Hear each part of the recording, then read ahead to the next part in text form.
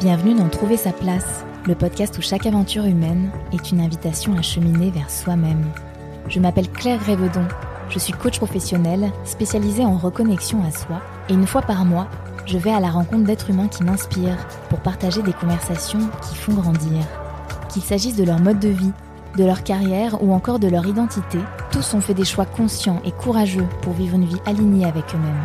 Cette vie, elle est aussi à ta portée. Alors je t'invite à prendre place et te laisser inspirer. Vous êtes de plus en plus nombreux à nous rejoindre par ici et découvrir par vos retours combien ces conversations non seulement vous nourrissent, vous inspirent, mais parfois même vous donnent l'élan d'aller de l'avant. C'est la plus belle des récompenses pour moi.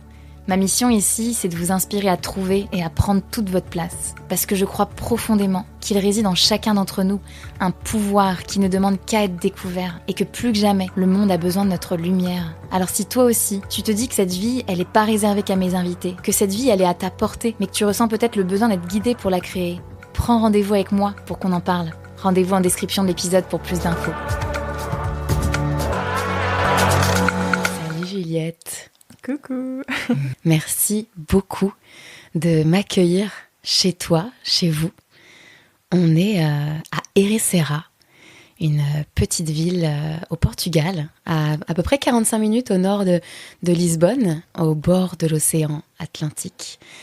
J'ai eu la chance d'explorer les environs, en tout cas d'explorer l'océan ce week-end. Mais là, on est dans les terres, donc on a comme l'énergie de l'océan pas très loin de nous.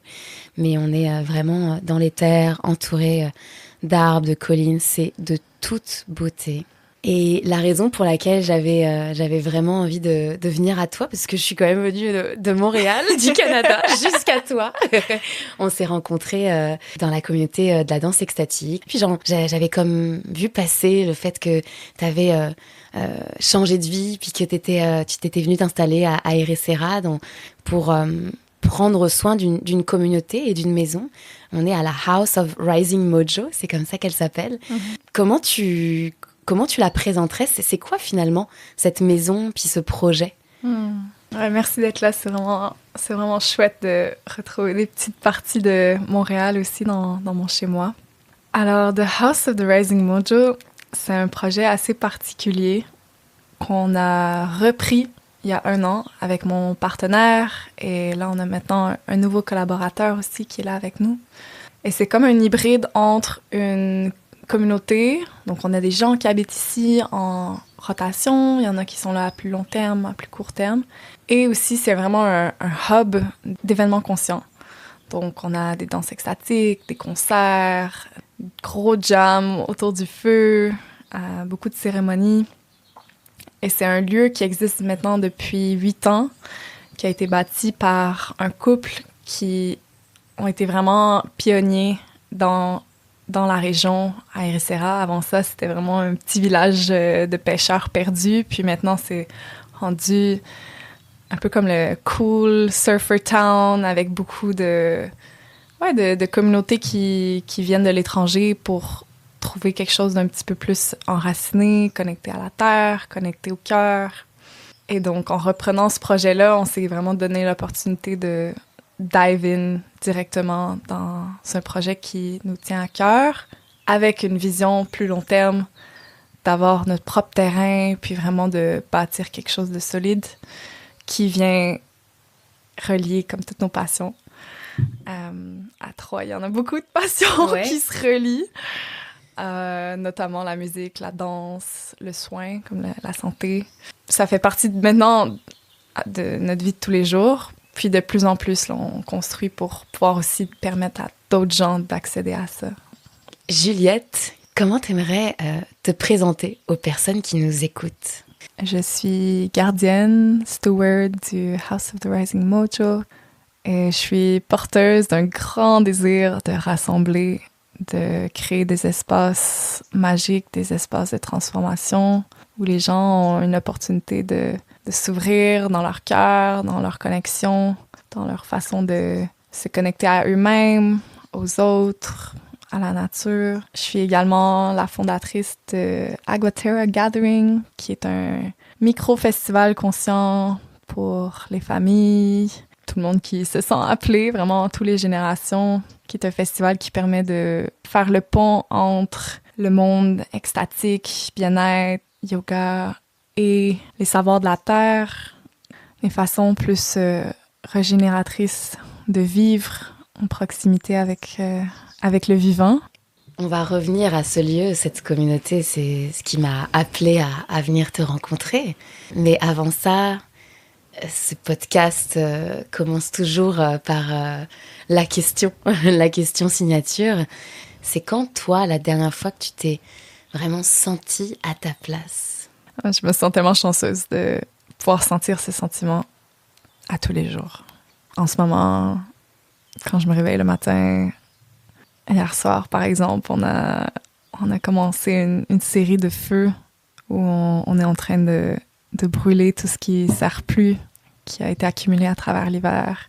Puis vraiment spontanément, les choses s'alignent ici. Et même quand il y a des challenges, je suis extrêmement bien entourée par une équipe solide, une communauté solide, des amis qui sont vraiment présents. Donc, ouais, je me sens vraiment à la maison ici, puis dans moi, ultimement.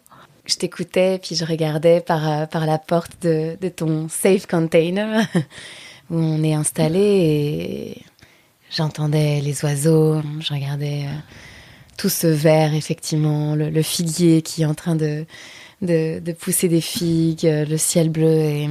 Et je repensais à comment j'ai été accueillie par un des 3 stewards, Louis, et cette chaleur et comme cette simplicité aussi.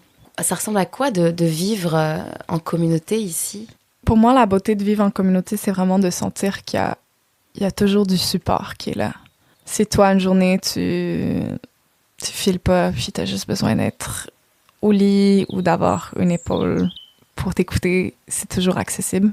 Et aussi de venir comme recréer, je pense, des patterns de famille. Il y a beaucoup de gens ici, mais je remarque énormément de personnes qui passent par ce lieu-là, qui n'ont pas eu accès à ça. Puis je pense que ça fait aussi partie de cette magie-là de comme soudainement on vient recréer l'histoire de c'est quoi de vivre ensemble, de se sentir écouté, de se sentir valorisé, où on permet d'accueillir les talents des gens.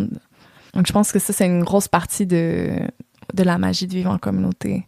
Puis aussi de se donner des opportunités de travailler sur nous-mêmes, parce que c'est sûr que dès qu'on habite beaucoup de gens dans un espace, il va y avoir des triggers, des process qui viennent s'activer, mais on a des outils qui nous permettent de passer à travers ça assez rapidement. Donc l'évolution, elle arrive très, très, très vite. Ouais, j'ai pu expérimenter, j'ai eu la chance d'expérimenter le fait de partir en vacances avec à 9 personnes, donc une mini-communauté, et puis sur un mini-temps, tu sais, une dizaine de jours. Et je peux déjà voir la beauté de vivre en communauté quand il y a un contenant, quand il y a une intention, quand il y a un désir de chacune à faire sa part, de travail sur soi, puis de collaboration. Donc, j'imagine même pas à la dimension d'un lieu comme le vôtre, tu sais. D'ailleurs, vous accueillez jusqu'à combien de personnes Alors, les gens qui vivent sur le lieu, on est toujours entre 8 et 15. Mm-hmm. L'été, ça peut aller qu'il y a quelques jours où on a plus de gens, s'il y a des gens qui viennent en van ou en camping. Mais je te dirais en moyenne 10. C'est assez pour avoir une maison bien remplie. Et après ça, c'est sans compter quand on fait des événements où on peut avoir jusqu'à 150, 200 personnes sur le terrain. Et ça, c'est vraiment des moments vraiment excitants où tous les gens qui habitent sur le lieu aussi viennent supporter, puis on fait ça ensemble. Mais je pense qu'une des clés, c'est la communication. Il y a comme pas la place à avoir des non-dits. Il y a pas la place à vouloir manipuler ce qui est dit, ce qui est pas dit, parce que directement, t'as des gens qui te gardent accountable. De ramener les situations, pas juste dans l'émotion, puis de ce qui s'est passé, ce qui s'est pas passé, mais de garder ça concret, groundé dans la non-violence. Oui, parce que c'est vrai que la communauté, le groupe peut amener, quand il y a un manque de conscience ou de communication, ça peut vite tourner vers les dramas ou le quand dira. Tu parles de communication, comment ça se passe concrètement, le fait d'amener cette conscience-là, d'amener cette communication? Est-ce qu'il y a des rituels qui sont mis en place ou c'est quelque chose de beaucoup plus fluide, ou est-ce que c'est un peu des deux? C'est un peu des deux. Donc, on a des moments concrets à travers la semaine qui nous permettent d'avoir des check-in émotionnels, check-in pratiques, des moments où on se rassemble tout le monde ensemble, où on va faire des cercles de partage. Et également, c'est arrivé dans le passé où, bon, il y a une tension entre deux personnes, puis qu'on fait carrément appel à un intervenant, quelqu'un qui est peut-être qui habite dans la communauté, peut-être pas, mais qui a un œil un peu plus objectif, puis qui est là pour tenir l'espace pour ces deux personnes-là de se rencontrer avec transparence et non pas dans les tripes de l'ego et de leur bagage. Parce que aussi, c'est un lieu qui attire beaucoup de gens qui ont des bagages assez lourds, parce que c'est un lieu de transformation où les gens, ils viennent pour alchimiser ce qui se passe à l'intérieur d'eux. Et d'ailleurs, vous êtes à 10, mais vous êtes 3 stewards à vraiment prendre soin de ce lieu et l'organiser. C'est quoi votre rôle à tous les 3? Ouais, le rôle de steward, c'est vraiment multidimensionnel. Donc, ça peut avoir de l'air de juste prendre soin du lieu physiquement. C'est un espace qui est en nature. Donc, si on le laisse sans rien y mettre d'énergie, on se fait rebouffer par la nature. La nature reprend ses droits. Donc, il y a la maintenance physique. En ce moment aussi, on est vraiment en processus de création. Surtout, Tristan et Louis, ils sont en train de construire plein de nouvelles installations. Un peu comme un lieu de festival qui finit jamais.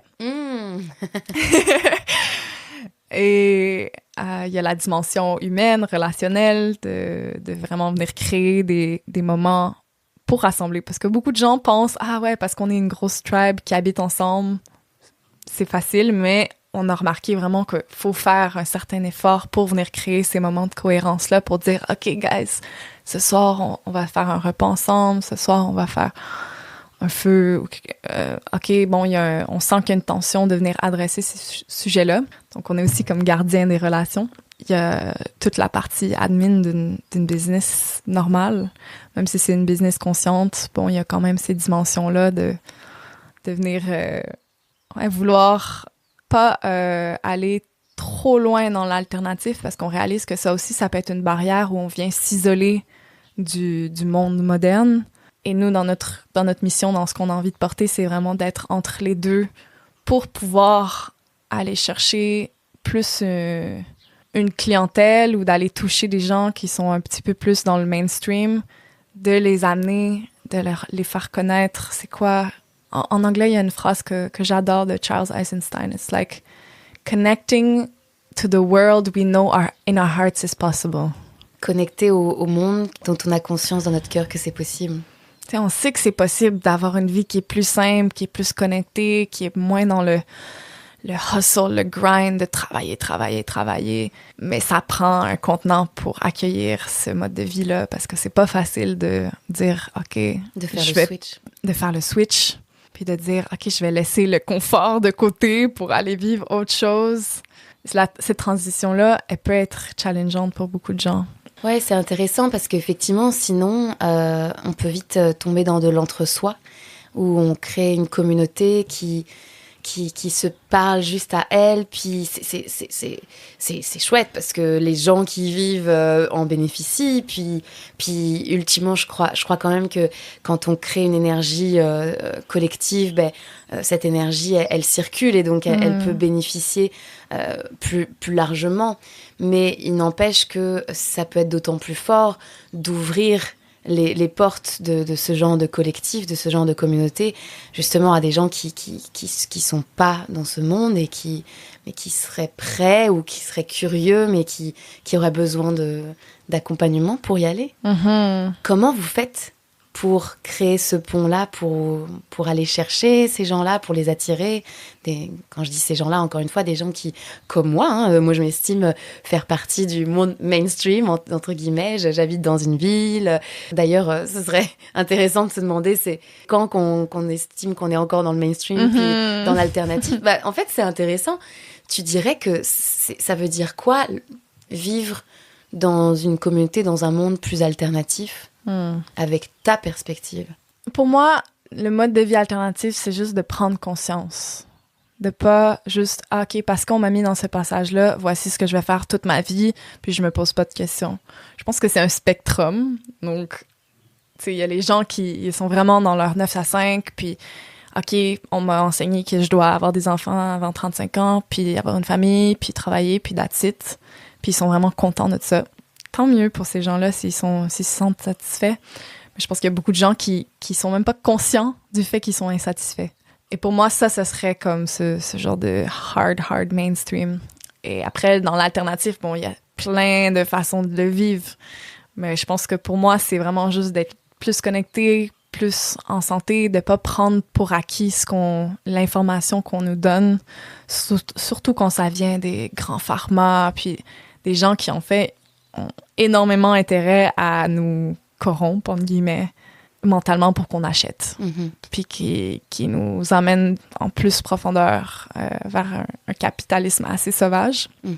De garder l'œil ouvert sur c'est quoi les alternatives à ce qu'on nous offre sur un plateau d'or, ce qui est confortable. Oui, et merci de rappeler effectivement ce spectre, parce que c'est vrai que tout est fait dans le monde occidental pour qu'on ne se pose aucune question, puis qu'on suive ce côté paternaliste aussi, de genre, voici la vie qui est juste de mener, ou que tu devrais mener, puis vu que c'est la majorité, bah, faut pas se poser de questions, puis il faut y aller, puis ça crée... Puis c'est ça que moi je constate quand j'accompagne des gens qui sentent en fait un espèce de décalage intérieur entre quelque chose qu'ils n'ont même pas encore identifié parfois à l'intérieur d'eux, puis ce qui leur est offert. Donc ça crée une friction entre il y a peut-être autre chose pour moi, mais c'est tellement dur de sortir de ça. Et c'est là où j'imagine, pour moi, des lieux comme ce lieu-là, et des projets comme celui que vous créez, ont tout leur sens, toute leur place. Parfois, c'est le premier pas dans lequel on peut arriver par hasard, ou parfois, c'est au contraire, ça arrive plus tard dans le cheminement, et on se retrouve à vivre pendant plusieurs mois dans cet endroit. Enfin, c'est quoi le spectre, justement, des personnes qui viennent vivre sur ce lieu? Je pense qu'en termes de mode de vie ancré, je t'avoue que c'est déjà des gens qui sont immersés dans ce genre de mode de vie. Après, les gens qu'on arrive à toucher pour les événements, c'est beaucoup plus diversifié. Puis je pense qu'une grande partie de ça, c'est le fait d'adapter le langage dans lequel on présente, dans lequel on facilite, pour que ça soit accessible à tous.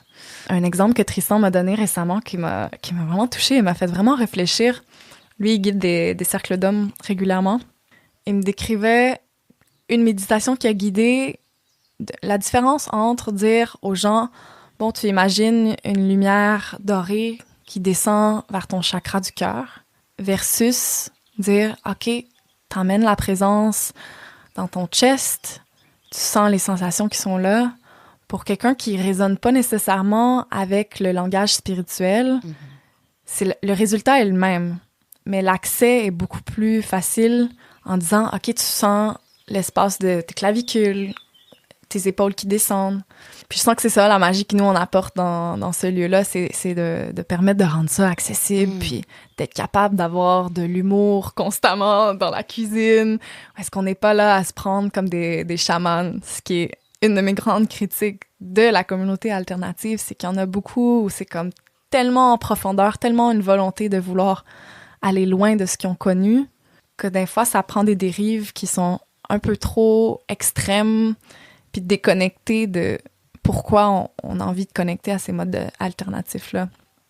Puis ça m'amène aussi à avoir des réflexions intéressantes, parce que surtout au Portugal, puisque c'est une terre qui accueille tellement ce genre de projet-là, il y a en ce moment un peu cette overconsumption où tout le monde veut créer une communauté, tout le monde veut être le leader, tout le monde veut acheter un terrain, mais ça vient créer ces petites bulles, ces petits îlots qui sont pas nécessairement connectés entre eux, puis qui sont pas nécessairement connectés aussi avec la communauté locale sur laquelle on vient s'installer, donc et ça vient bénéficier de toute la richesse de ce que ce lieu a à offrir. Donc il faut faire vraiment attention dans les subtilités, de pas venir créer une sorte de néocolonialisme spirituel sur la terre, puis de rester connecté. Puis le travail, pour moi, de vivre en communauté aussi, c'est de se dire, ben OK, ça va pas être chacun le leader de de son affaire, comme vraiment de travailler ensemble.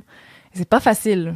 Et même nous, on est une équipe de 3 et ça nous arrive d'avoir des tensions, puis on est souvent en process, même si on est 3 personnes qui s'adorent puis qui pensent d'une façon très similaire. Donc, je pense que ça, c'est comme la prochaine étape dans ce genre de communauté, de venir dire, OK, on va connecter nos cadeaux qu'on a, nos terres, nos projets, pour avoir un plus grand impact. Parce que si on est dans nos petits silos, ça vient se perdre, ça vient se dissoudre.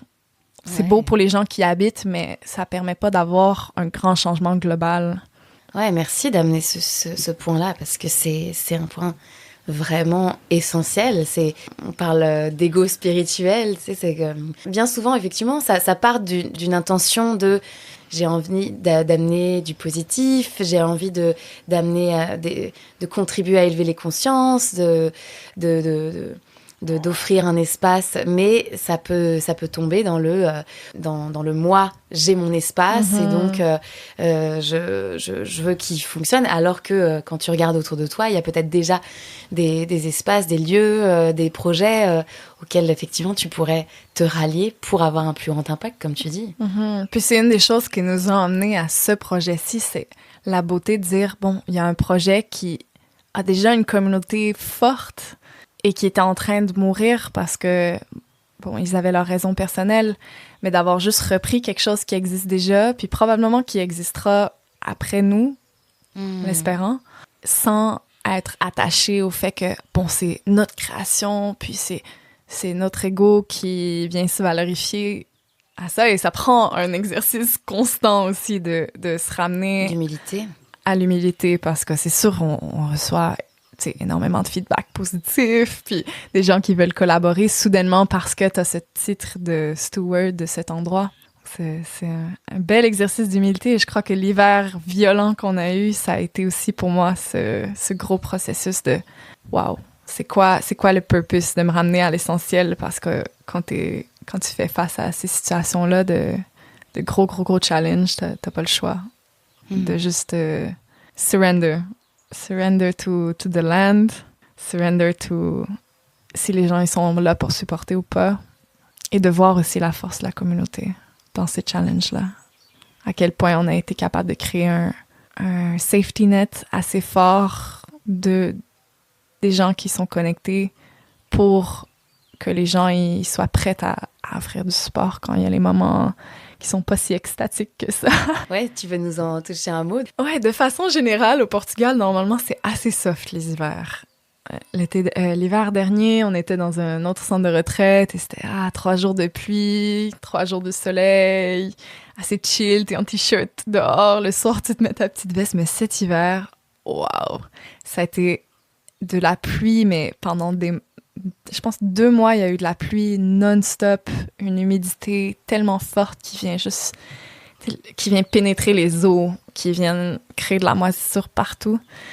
Puis, avec ces pluies-là, notre terrain étant dans le creux d'une vallée, toutes les eaux de partout se sont ramassées, puis la rivière, elle est venue déborder plusieurs fois, ce qui a créé quand même des dommages sur le terrain. Puis c'est juste un sentiment d'impuissance par rapport aux forces de la nature, de juste devoir être là et regarder ton terrain sous 1 mètre d'eau et de juste attendre. Parce qu'il n'y a rien qu'on peut faire dans ces moments-là à part mettre des petits sacs de sable pour pas que l'eau rentre dans la maison. Et malgré ça, on a été vraiment, vraiment chanceux parce qu'il y a beaucoup de gens au Portugal qui ont vraiment souffert. C'est comme une catastrophe naturelle. Si on va un peu plus haut dans le nord, des vents de 200 km à l'heure qui sont venus détruire des maisons en entier. Mais à travers ça, ça a été aussi un bel exercice de développement personnel, de se dire, OK, ouais, c'est quoi le miracle qui se cache derrière ça? Puis surtout là, avec le printemps qui recommence, on sent qu'on est vraiment récompensé par ça. Du fait que, bon, cet hiver vraiment rough, ça nous permet aussi de juste rebâtir, reconstruire, brûler ce qui sert pas, au lieu de créer des systèmes pour vraiment se soutenir à long terme, puis de créer un système de régénération. Comment tu l'as senti, la communauté, dans ce moment moins lumineux, moins... Ouais, il y a eu différentes dimensions. Bon, il y a les gens qui habitaient ici sur le lieu qui ont été juste incroyables dans leur capacité de s'adapter, puis qu'on fasse ça vraiment ensemble. Personne qui était dans la... Ça aurait été facile d'être dans la peur, puis de se dire, OK, bon, moi, je m'en vais. Puis les gens ont été vraiment résilients par rapport à ça. On a fait également un crowdfunding qui a été assez aidant dans plusieurs dimensions. Beaucoup de gens qui sont show up par rapport à ça. Et pour moi, le plus beau moment, ça a été qu'on a fait une journée communautaire. On avait 40 personnes qui sont venues toute la journée à juste bouger des trucs, clearer le terrain, se supporter, réparer les choses. Et le soir, de juste finir dans un moment où tout le monde, on a cuisiné ensemble. Puis c'est des moments vraiment magiques au final, tu sais, qui seraient pas possibles s'il n'y avait pas eu la tempête. Puis s'il n'y avait pas eu la tempête, puis s'il n'y avait pas eu tout ce que vous et puis les fondateurs de ce lieu avaient créé en amont pour inspirer les gens, pour rassembler les gens. Ce qui fait que les gens sont prêts à show up dans des moments plus difficiles, c'est tout ce qui a été fait en amont aussi. Mm-hmm. Et un des beaux miroirs que j'ai eu dans cette journée-là, ça a été 2 femmes qui m'ont dit, c'est des femmes qui travaillent à l'ordi à tous les jours, puis ils m'ont dit que c'était la plus belle journée de travail qu'ils ont eue dans 10 ans de travail. Et ça m'a tellement touchée parce que c'est aussi ça le travail de vivre ensemble. C'est pas juste les moments où on se rassemble pour danser, pour chanter, pour faire la fête. C'est aussi de s'entraider, puis il y a rien qui connecte plus à la terre que de vraiment avoir les mains dedans. Ça fait le lien avec ce qu'on disait tantôt de la vie mainstream. C'est quand on retouche à ça, on revoit toutes les perspectives de ce que ça peut être le travail au quotidien. L'idée, c'est pas de plus contribuer ou de plus travailler, mais c'est de contribuer différemment. Tellement. Et dans notre équipe, on se le rappelle constamment. It's like work-play. Les deux doivent être la même chose le plus possible. Ça me fait penser à une phrase de Simon Sinek que j'adore et qui vraiment me guide. Work smart, play always. Ah ouais, j'adore. Travailler intelligemment et jouer tout le temps. Comment ramener le jeu à travers tout ce qu'on fait finalement. Et c'est aussi une question de lunettes, de perspective. Et aussi pour nous, je pense l'exercice de, comment dire, like catch ourselves quand on est trop dans le travail, c'est s'attraper. S'attraper, c'est de dire, OK, wow, pause. C'est pourquoi on fait ça? C'est quoi le purpose de ce qu'on fait en ce moment? Puis rediriger dans ces moments où on est plus en tension, puis on le voit dans le corps se crispe. Puis toujours. C'est comme, OK, wow, pause. Oui, ça me fait penser à quelque chose que j'ai vu passer dans tes partages récemment, que malgré le fait que tu vis dans cet endroit qui est tellement connecté à la terre, encore une fois, le mode alternatif, on a en nous cette anticipation, quelle est la prochaine étape, le prochain truc à faire, etc. Et de te rappeler, de te ramener à OK, mais là, l'instant présent, avant d'aller à la prochaine étape. Parce que tu disais aussi, à juste titre, un lieu comme ça s'entretient. Il y a toute la partie administrative, comptabilité, etc. Donc, il y a tout ça qu'il faut faire. Comment tu dirais que tu jongles entre tout ça, toi? Pour moi, dans la nature de ce genre de travail-là, il y a aussi un travail personnel de défaire tout ce capitalisme internalisé qui est présent dans nos corps pour ralentir. Il y a un livre qui m'inspire énormément que j'ai dans ma petite bibliothèque ici qui s'appelle Rest is Resistance de Tricia Hershey's.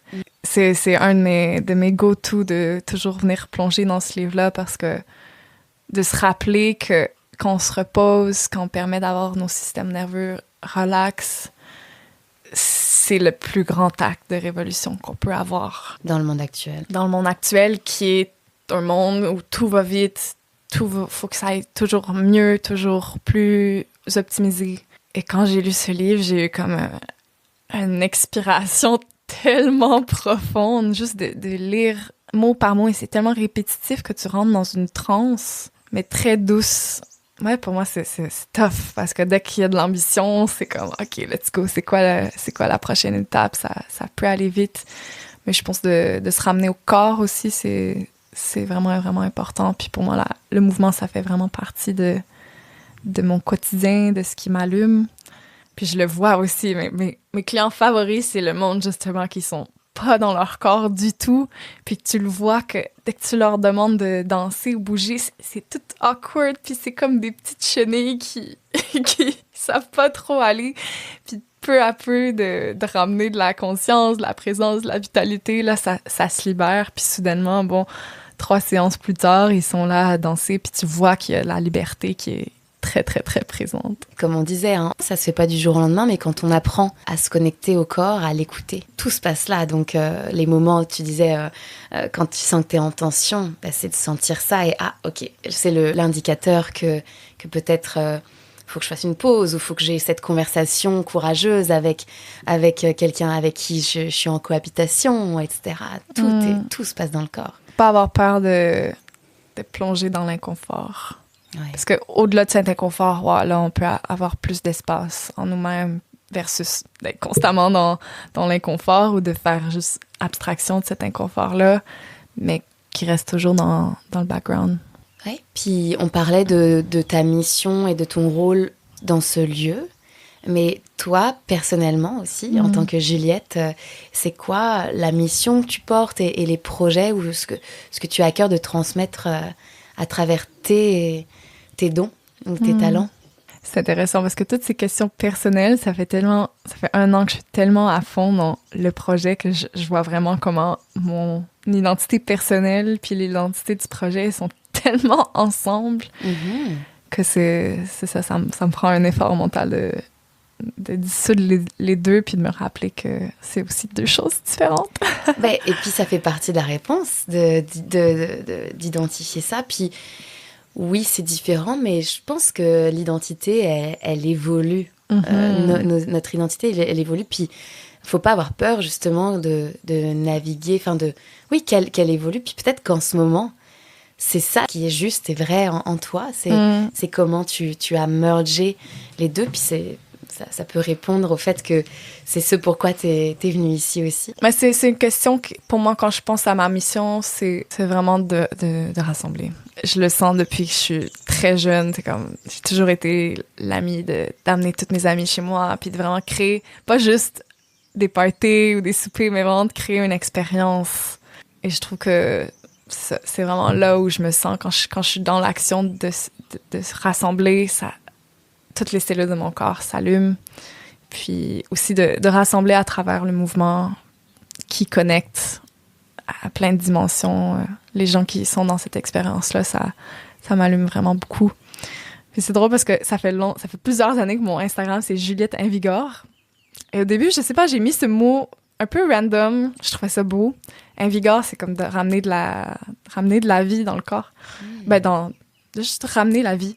Puis c'est juste il y a 1 an que j'ai comme réalisé, ouais, mais en vrai, c'est très pertinent à ce que je fais. Ouais. Puis à ce que j'ai envie de continuer à transmettre, c'est de ramener de la vie dans plein de différentes dimensions. Tu sais. Tu as étudié l'anthropologie et dans ce cadre-là aussi les traditions autochtones. C'est comment tu amènes finalement tout ce que tu as étudié, aussi tout ce que tu as découvert à travers tes voyages, à travers tes études, tes expériences. Comment tu la ramènes dans ce que tu offres? Je pense que ça dépend de c'est quoi l'offre. Mais pour moi, une des plus grandes clés, surtout dans mes études, ça a été d'intégrer un différent worldview. Une perspective du monde. Une perspective du monde, une façon de vivre le monde, de voir le monde. Je pense vraiment que c'est ça qui est vraiment resté, plutôt que les trucs spécifiques ou techniques, intellectuels. Puis à travers mon travail, je pense que c'est de se rappeler, non seulement au niveau intellectuel, mais juste dans notre être, ces anciennes façons de vivre, de pouvoir juste fermer les yeux, prendre le tambour, puis de se permettre de laisser émerger des chants qu'on n'a aucune idée d'où ils sortent. Peut-être c'est quelque chose que tu n'as jamais entendu, mais qui vient de beaucoup, beaucoup plus loin de nos ancêtres. De se rappeler ces savoirs ancestrales tout en s'adaptant à la réalité qui est maintenant, parce que c'est pas parce que ça vient des ancêtres que c'est nécessairement parfait puis beau, mais de prendre ce qui est vraiment nourrissant puis de laisser ce qui l'est pas. Notamment à travers le mouvement, ce qui m'intéresse beaucoup, c'est les danses en cercle, de venir connecter nos mouvements, de maximiser comme l'énergie collective. de laisser émerger différentes comme patterns dans les corps, dans les sons qui peuvent émerger. Puis aussi, à travers les différents rituels qu'on vient créer, on s'inspire de beaucoup de traditions différentes, que ce soit les traditions autochtones du Nord, du Sud, un peu partout dans le monde, je te dirais. Tu sais, surtout ici, en ce moment, on a Louis qui vient de la Suède, qui ramène plein de savoirs de sa terre. Moi, du Canada, j'ai Tristan qui vient de la France. On a des gens qui viennent de l'Amérique centrale, de l'Afrique même. Donc, ça vient comme tout mélanger ces différentes choses. Puis, quand on regarde ça un peu avec un bird's view, c'est beau de voir que il y a vraiment une ligne directrice dans toutes ces traditions-là. Ouais. Il y a des savoirs universels, des intentions universelles. C'est comme quand on regarde les religions. C'est la concrétisation de grands fondements spirituels. Et en fait, tu te rends compte, quand tu creuses un peu les différentes religions, que la mise en pratique est différente, mais les intentions, les grandes idées restent les mêmes, restent universelles, quoi.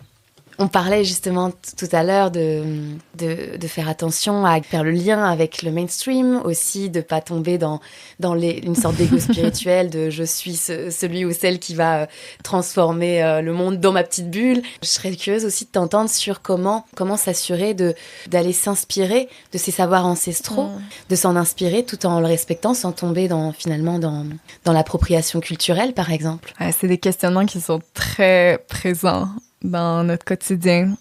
Puis je pense qu'une bonne façon d'éviter de tomber dans cette appropriation, c'est vraiment de toujours reconnaître d'où viennent ces traditions-là. De s'assurer que si on est prêt à transmettre ça, on ait vraiment tout le background, le contexte d'où viennent ces traditions-là et non pas juste de prendre une petite partie puis de dire, bon, soudainement, moi, c'est ça que je viens faire puis c'est ça que je viens aussi monétariser. Mm-hmm.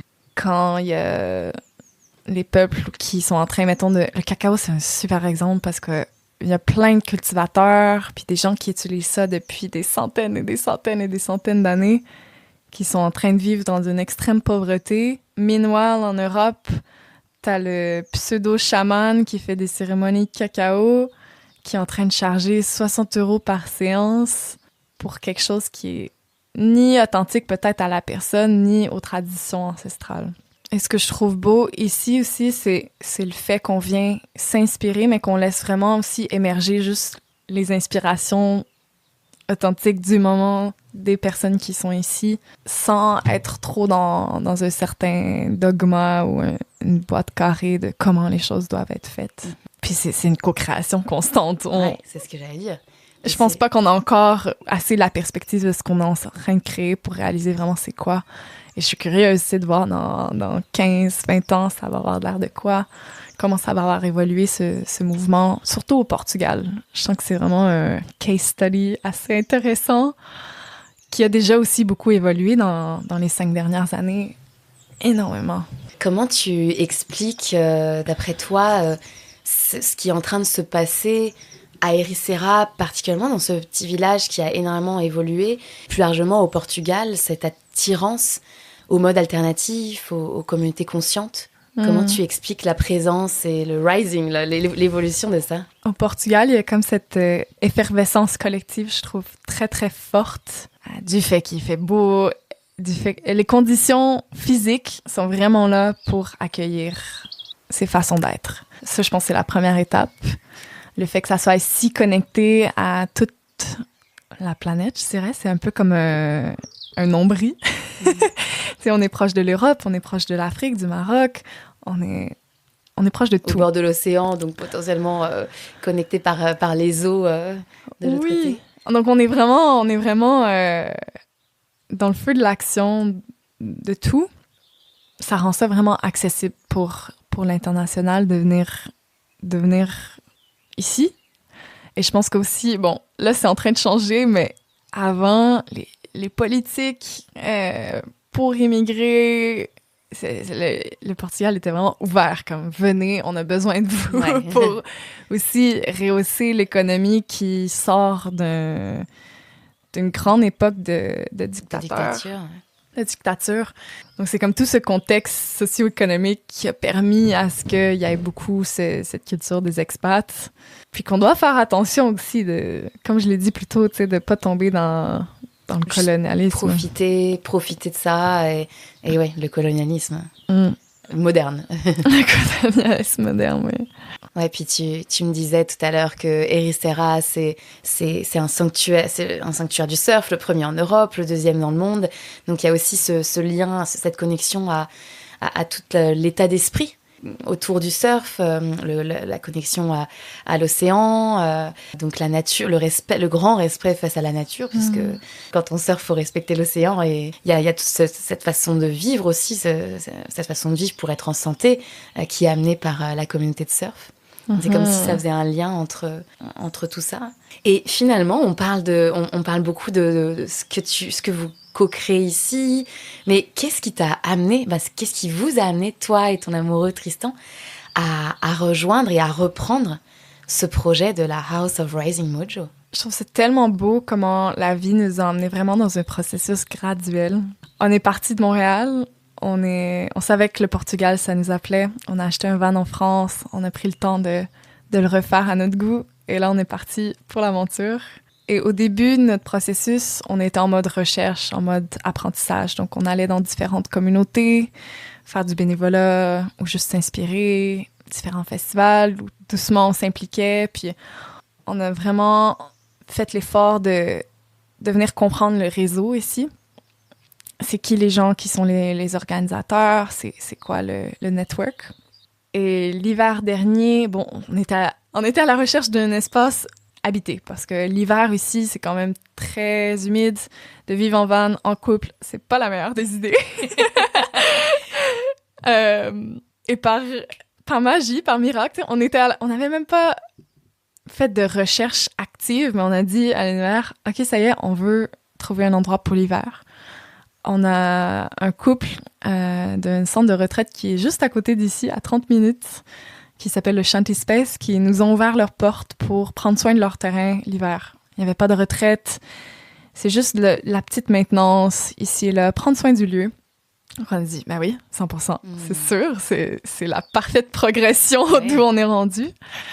Donc on a passé 3 mois là-bas à s'occuper du lieu, à mettre l'emphase sur nos propres créations.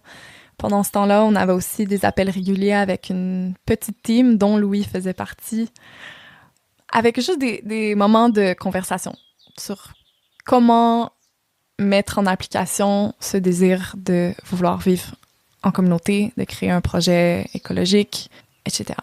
Et le moment où on devait quitter ce lieu-là, on voit un post sur Instagram, chacun séparément, Tristan et moi, on recherche des gens pour faire le takeover de ce lieu-là.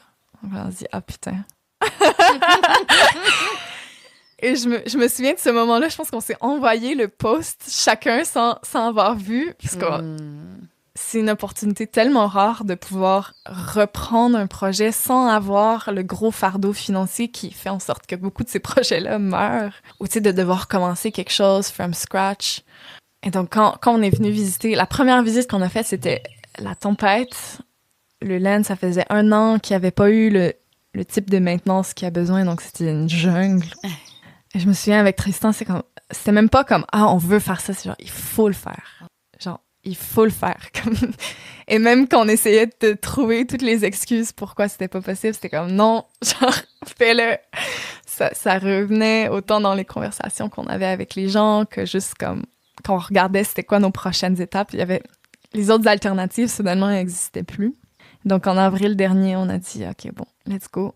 Du jour au lendemain, on passait de genre hippie van life, sans vraiment avoir trop de plans, à prendre, tu sais, des petits jobs d'opportunité ici. Et là, Tristan, il faisait son ostéopathie en mode nomade, de sortir sa table sur les parkings de plage pour les surfeurs. Moi, je faisais du management dans certains festivals. Et là, du jour au lendemain, c'est comme, OK, on est à 100%. Ici, on met tout ce qu'on a, on investit tout ce qu'on a pour remettre le lieu en vie, revigorer, c'est vraiment ça ce qu'on a fait. Et il y avait beaucoup de choses qui étaient juste comme en train de se décomposer, littéralement et figurativement. Et ça a été tout un processus. Les premiers mois, j'ai passé tellement proche du burn-out, de vouloir tout contrôler, que tout soit parfait, même si c'est un lieu qui, en nature, peut juste pas être parfait. Et on a eu la chance d'avoir beaucoup de support et aussi Louis qui s'est rejoint à l'équipe un peu plus tard, puis d'avoir vraiment une triade. Je sens que pour un projet comme ça, c'est très important aussi pour avoir plus d'équilibre dans notre vie de couple, de pas être juste toujours en train de travailler. Ça nous a vraiment ça nous permet d'aller plus loin. Puis là, déjà, par rapport à l'été dernier, notre processus de création pour cette saison, il est juste incroyable.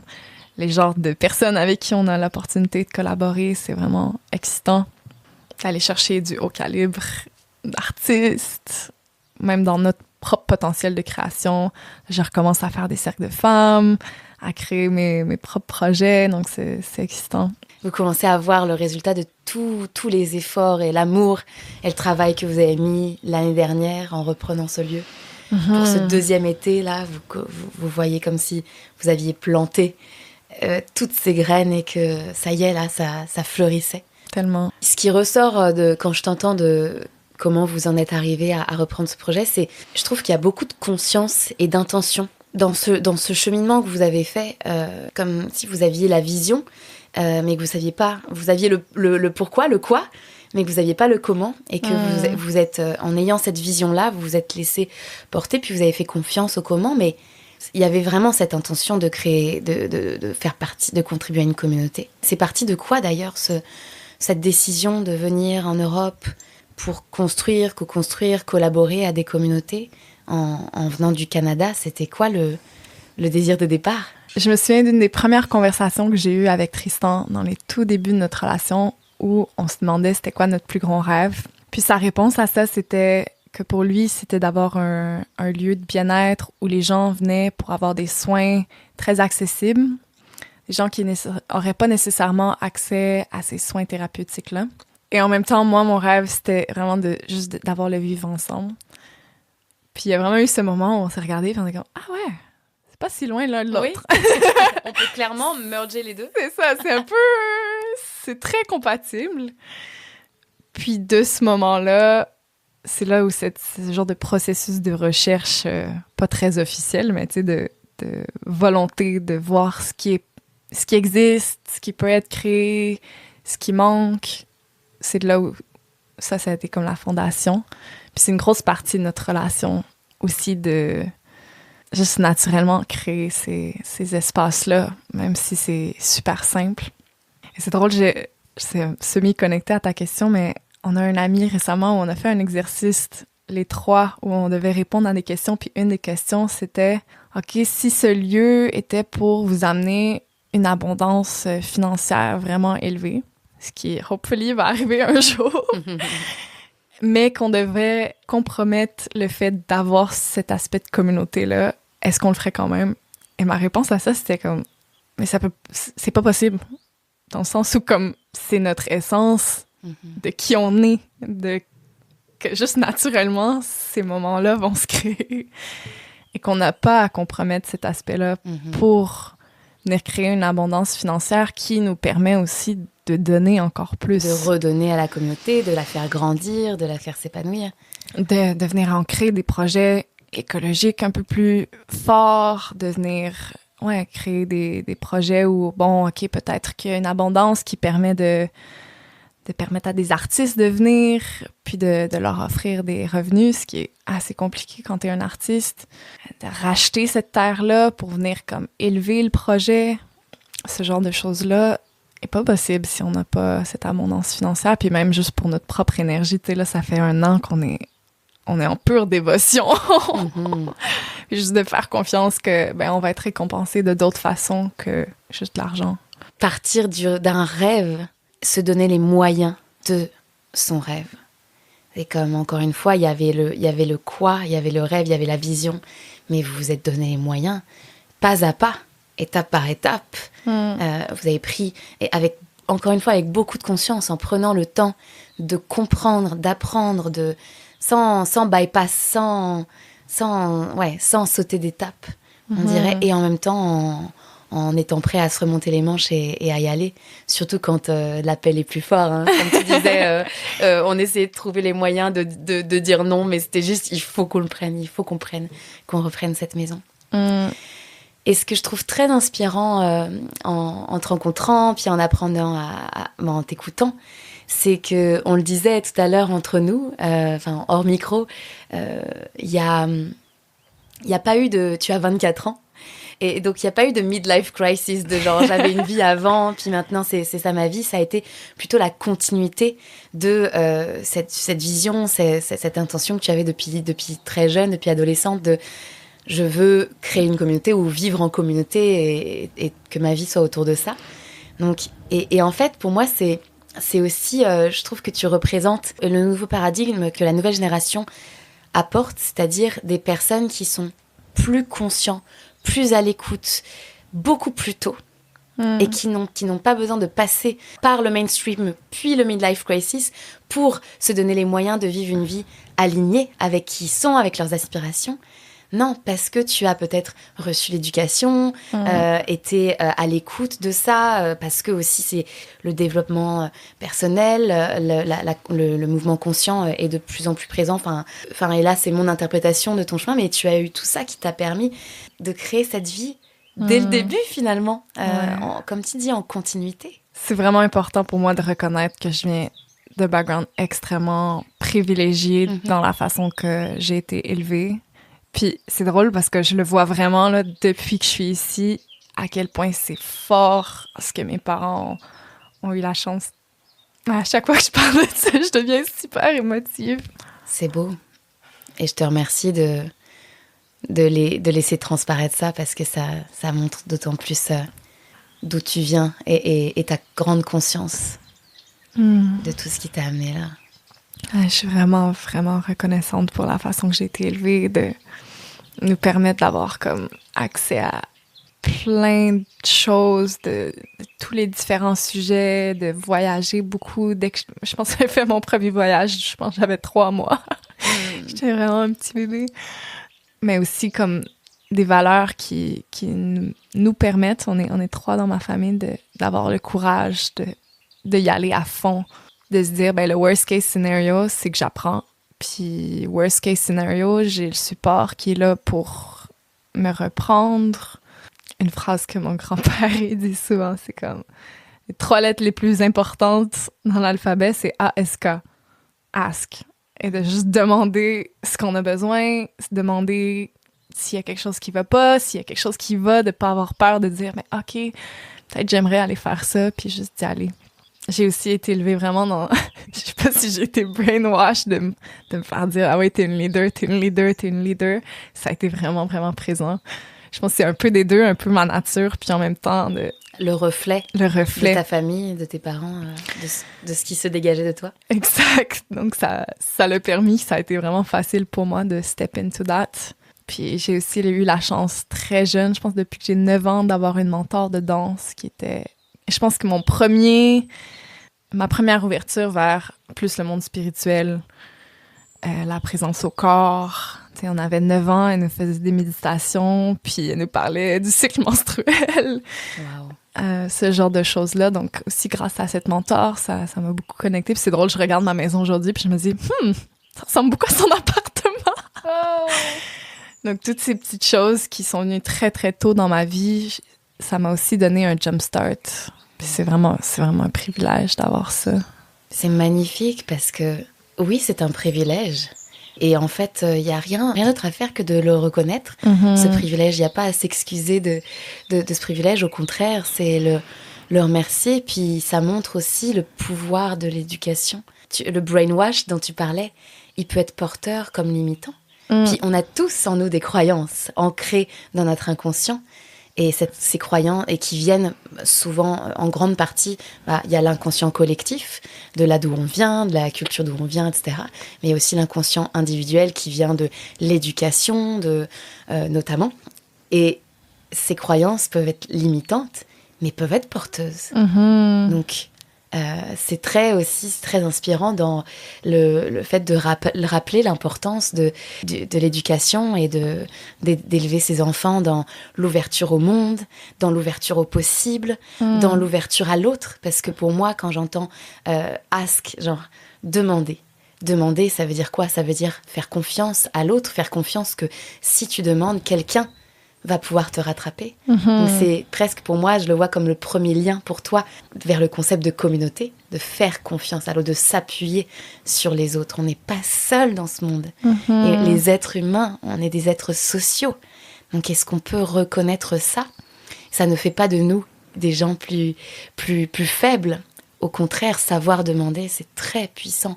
Et ça redonne du pouvoir à l'autre aussi, de contribuer. Ouais, très, très bien dit. Puis je pense que c'est comme... pour moi, c'est vraiment un sentiment de responsabilité de porter ce privilège-là au service de l'humanité et non pas de prendre mon privilège d'être une femme blanche de la middle class pour venir créer plus d'exploitation et de vraiment de porter ce privilège-là comme une responsabilité, de permettre à plus de gens de toucher à ça, aussi d'élever les consciences, puis en espérant, tu sais, un jour, si j'ai des enfants, ben, tu sais, de les élever dans ça, puis de continuer ce parcours-là, de pas être tellement attaché à nos traumas dans nos égos, qu'on recrée ça pour la prochaine génération. Merci d'offrir ça au monde, de prendre tout ce que tu as reçu et de le redonner fois 1000 autour de toi. Et merci encore d'avoir ouvert tes portes pour le transmettre aussi à travers ce micro. On arrive doucement à la fin de cette conversation et on a parlé beaucoup de ce lieu, mais tu as aussi, toi, tout ce que tu offres à titre personnel. C'est quoi la suite pour toi et pour ces différents projets? Ouais, doucement, à travers ce nouveau rôle qui est très présent. Je compare souvent ça comme le fait d'être une nouvelle maman. Oh. Je me sens vraiment comme ce projet-là. C'est mon gros bébé qui me demande beaucoup d'énergie, mais qui m'en donne aussi. J'ai aussi mes autres projets qui sont plus ce que je considère mes petits projets personnels, qui sont pas si petits que ça, finalement, dont Aguaterra Gathering, qui est un projet tellement important pour moi, qui a vraiment été comme ma première grande preuve de « Ah ouais, c'est possible ». De dire « OK, je connais rien, j'ai jamais fait ça de ma vie, mais genre j'y crois tellement fort, puis je vois tellement le puzzle final que c'est possible, puis on l'a fait, là, on s'en va dans la création de notre 4e édition cet été. Ça va avoir lieu en septembre du 3 au 6, ici sur notre propre terre, ce qui est tellement... C'est comme pétillant en moi quand je dis ça, de pouvoir vraiment accueillir sur une terre qu'on cultive, d'immerser les gens dans ce mode de vie-là, tout en venant... Les gros mots, là, c'est connexion, ouverture du cœur, de venir intégrer cette vie de village que beaucoup d'entre nous, on l'appelle, mais pas nécessairement les ressources ou les savoirs de venir le créer. Mais là, on a créé ce festival-là pour essayer de venir tisser ces liens-là. J'ai la chance de co-créer ça avec une de mes meilleures amies, Mia, avec qui on offre aussi des retraites de femmes. Ça a été beaucoup au Québec, mais là, doucement, on est en train de ramener ça en Europe. Elle habite en Norvège, moi, je suis au Portugal, donc on a comme nos 3 hubs où on vient offrir ces retraites-là. Puis, doucement aussi, je replonge dans mon travail en connexion avec le féminin, qui s'explore à travers différentes modalités, dont la danse, qui est un outil tellement, tellement puissant, puis qui, pour moi, a changé ma vie complètement. Ça aussi, ça me rend émotive. Wow! Ouais, la danse, c'est une de mes plus grandes médecines qui permet d'alchimiser tellement de choses. J'ai jamais été quelqu'un avec des mots très forts. C'est ma façon de connecter les phrases. Des fois, je me dis « Oh my God, qu'est-ce qui se passe? » Mais à travers la danse, ça vient comme instantanément se placer, puis autant au niveau performatif que introspectif. Il y a vraiment une magie qui s'installe à travers ça, puis c'est tellement un plaisir de pouvoir partager ça, de ramener les gens dans leur expression, Puis c'est drôle parce que mon copain, pour moi, c'est comme mon meilleur client testimonial d'avoir quelqu'un qui a jamais été à l'aise de bouger dans son corps. Puis que là, maintenant, ben, c'est la personne qui va me tirer à aller sur le dance floor. Wow. C'est vraiment précieux. Puis pour moi, la danse aussi, c'est comme un des premiers outils qui a été sur la Terre. C'est un de nos premiers outils pour se rassembler puis pour venir connecter à quelque chose de plus grand que nous. De rentrer dans une transe de mouvement puis de sentir tout l'univers qui vient s'exprimer à travers notre corps. C'est vraiment quelque chose de beau que je ramène autant dans les gatherings que dans mes propres offres, puis beaucoup à travers le travail du féminin, parce que surtout les femmes, on a historiquement, puis même encore à ce jour, un peu moins dans la partie du monde dans laquelle on habite, mais ça a tellement été caché, puis... Même une dépossession de notre corps. Carrément. Donc, c'est vraiment un bel acte de libération, de se connecter au corps, puis à notre plaisir, à pas avoir peur de comme vraiment toucher, sentir, de venir explorer cette wild woman qui existe dans chaque femme, de pas avoir peur d'être messy, puis d'être dans l'imperfection, quote unquote.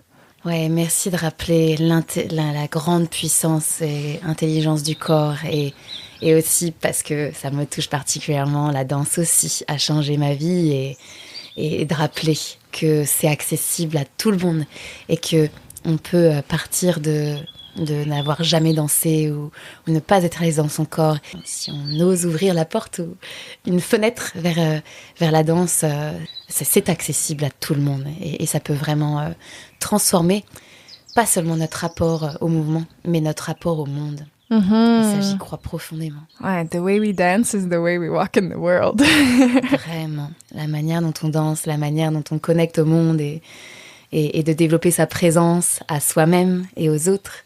Dans la danse, c'est développer sa présence aux autres dans le monde. Et je crois aussi profondément que le monde a besoin de plus de conscience et de connexion à soi et aux autres, parce que ça passe par ça. Et en développant cette conscience et cette connexion, je pense qu'on peut vraiment apaiser les tensions et recréer des liens humains qui font plus de sens, qui sont plus nourrissants que prenants. Ouais, de venir défaire nos systèmes oppressifs intérieurs, c'est ce qui a le plus d'impact, selon moi, de venir défaire les systèmes oppressifs de la planète, du système actuel, de venir montrer d'autres façons d'interagir. Et il y a plusieurs manières de le faire, complémentaires. Oui. Le mouvement en est un, la déprogrammation de certains systèmes inconscients en est d'autres, et puis aussi la communauté en est un autre. Faire communauté, faire collectif. Merci tellement, Juliette, pour toutes tes sagesses du haut de tes 24 ans. Je sens tellement la leader en toi, je la vois, je la sens, et une leader douce, une leader présente, ancrée. Et le monde a besoin de plus de ça. Donc merci d'être là et d'offrir ça au monde. Et peut-être je te poserai une dernière question pour te laisser la conclusion. Si pour toutes les personnes qui nous écoutent, qui peut-être sont justement peut-être entre ces deux mondes, entre le monde mainstream et sentent un appel à être plus, à développer cette conscience, cette connexion, mais sont peut-être un peu entre les deux, qu'est-ce que tu aurais à leur dire? Ce serait quoi ton invitation? La première chose qui me vient, c'est vraiment juste de commencer à quelque part, d'aller à une pratique, de prendre 10 minutes de ta journée pour juste t'asseoir dans le silence, de prendre un livre et de pas laisser la peur prendre trop de place dans notre vie, de juste oser être dans l'échec, dans ce qu'on considère l'échec, qui selon moi n'est plus jamais vraiment un échec. Et il y a cette phrase en anglais que j'aime beaucoup qui dit « If you argue for your limitations, you get to keep them ». Donc c'est comme si tu te bats puis que tu continues de réitérer toutes tes limitations, tes peurs, c'est comme tu les gardes. Tu t'y accroches parce que tu portes ton attention dessus. Exact. Versus juste laisser ça aller puis se donner la permission sans nécessairement avoir d'attachement à ce que ça va donner, puis de savoir que toutes les ressources sont là, surtout grâce à ce monde de technologie qu'on a en ce moment. Toutes les ressources sont là pour s'informer, être curieux, puis juste take the leap and ask. Ne pas avoir peur de demander, puis de rassembler de notre propre façon qui nous correspond. Ouais, de se permettre d'être libre, de ne pas être esclave à certains modes de vie ou à des substances, des choses comme ça, ça nous donne beaucoup, beaucoup de liberté. Commencer quelque part et oser demander, prendre les mains qui nous sont tendues. Merci Juliette pour ta générosité et ton accueil aujourd'hui. Vraiment, c'était un honneur de partager cette conversation avec toi. Merci pour ce beau moment. Merci infiniment d'avoir passé ce moment avec nous. Si cet épisode t'a inspiré, dis-moi pourquoi en commentaire ou en message privé. Partage-le autour de toi et laisse un avis et des étoiles sur ta plateforme de podcast préférée. Grâce à ces simples gestes, tu permettras au podcast et à mes invités de rayonner et d'inspirer plus de monde. Pour ne manquer aucun épisode, abonne-toi sur la plateforme de ton choix. Et si tu veux en savoir plus sur moi et mon parcours, toutes les informations sont en description du podcast. On se retrouve chaque premier jeudi du mois. Et d'ici là, je te souhaite de rester à l'écoute de toi.